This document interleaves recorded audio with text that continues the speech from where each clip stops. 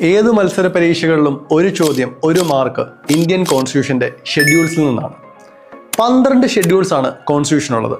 ഈ 12 ഷെഡ്യൂൾസും എങ്ങനെ ഒരു കോഡിലൂടെ നമുക്ക് ഓർത്തു വെക്കാം?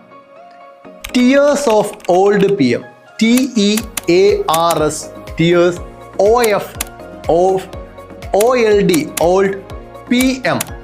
അതെങ്ങനെ ഷെഡ്യൂൾസുമായി ബന്ധപ്പെട്ടിരിക്കുന്നു എന്ന് നോക്കാം. First schedule, names of states and their territorial jurisdiction. E, emoluments, allowances and privileges. A, affirmation and oath. R, allocating seats to Rajya Sabha. S, scheduled areas. O, other scheduled areas. F, federal matters.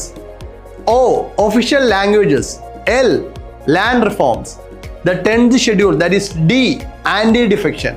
11th schedule.